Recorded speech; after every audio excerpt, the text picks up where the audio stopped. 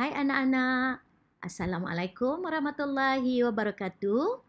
Bertemu kembali kita di dalam sesi pembelajaran sains bersama dengan Cikgu Syakila.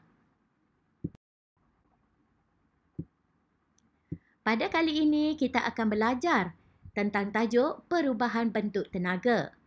Sebelum ini, anda telah pun belajar tentang bentuk tenaga. Perubahan bentuk tenaga. Tenaga boleh berubah dari satu bentuk ke bentuk yang lain. Terdapat pelbagai bentuk tenaga di sekeliling kita seperti mana yang telah anda pelajari sebelum ini. Dan setiap perkara dan situasi yang kita lakukan akan melibatkan perubahan bentuk tenaga. Tenaga boleh berubah dari satu bentuk ke bentuk yang lain.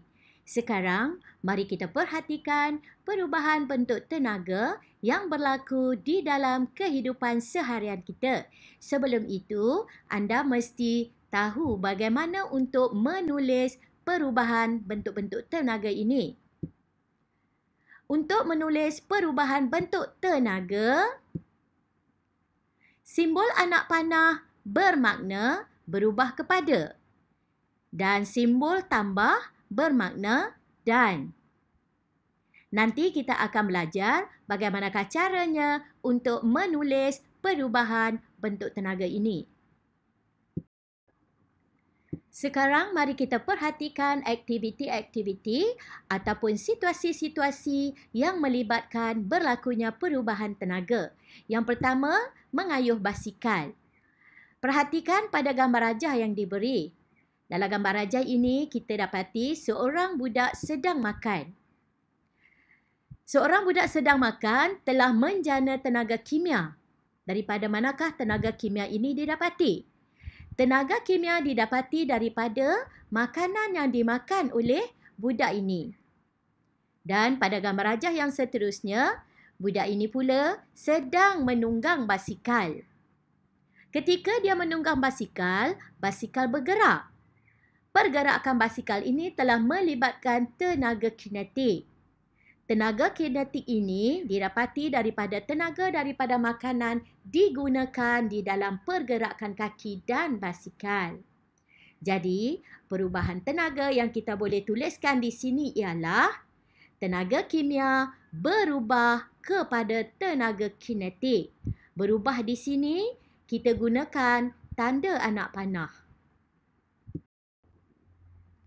Aktiviti yang seterusnya ialah aktiviti menghidupkan televisyen.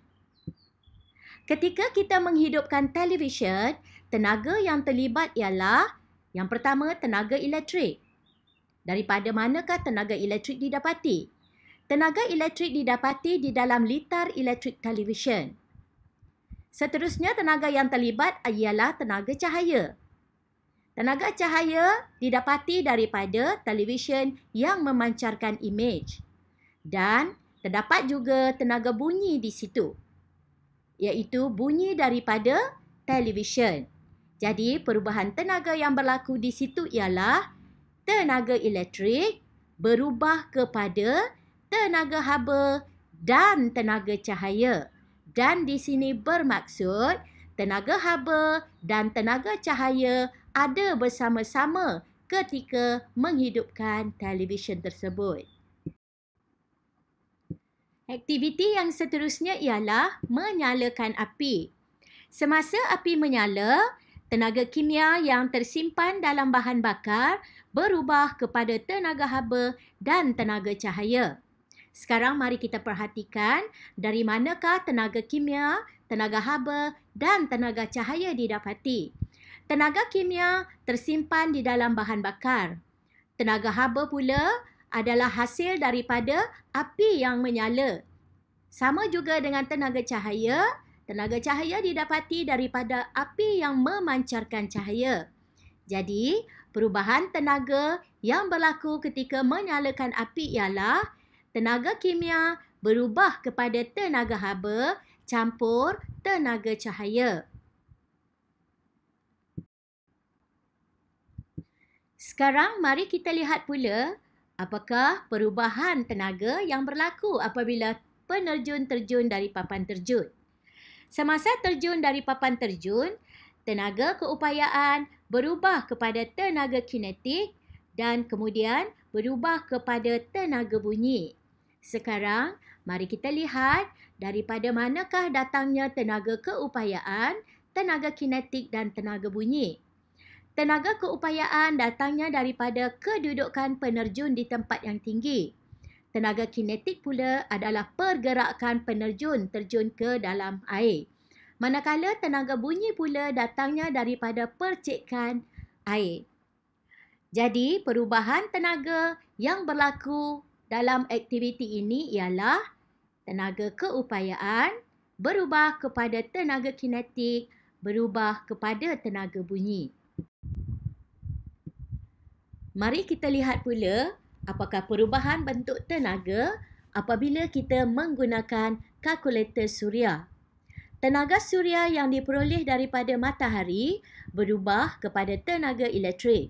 Kemudian, tenaga elektrik berubah kepada tenaga cahaya. Sekarang, mari kita lihat daripada manakah tenaga suria, tenaga elektrik dan tenaga cahaya diperolehi di dalam penggunaan kalkulator suria. Tenaga suria diperolehi daripada matahari. Tenaga elektrik pula diperolehi di dalam litar kalkulator. Manakala tenaga cahaya pula diperolehi apabila skrin kalkulator memancarkan cahaya. Jadi, perubahan bentuk tenaga bagi penggunaan kalkulator suria ialah tenaga suria berubah kepada tenaga elektrik, berubah kepada tenaga cahaya.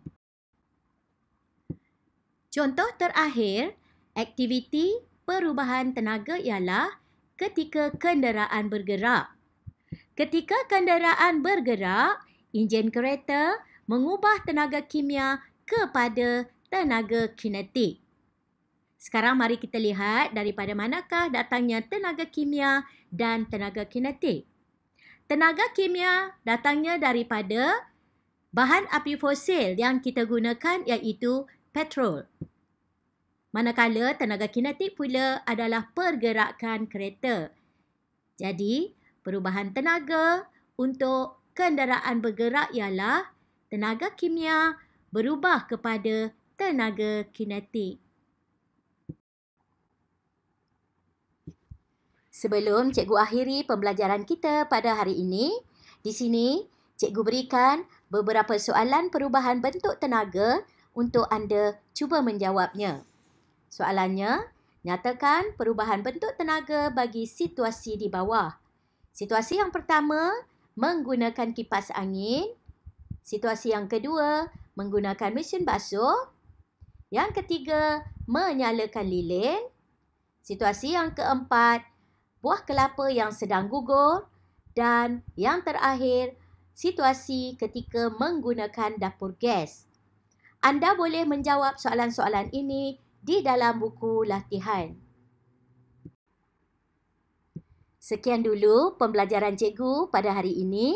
Semoga anda semua dapat menerima apa yang telah cikgu ajari pada hari ini.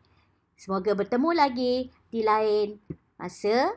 Selamat belajar. Assalamualaikum warahmatullahi wabarakatuh.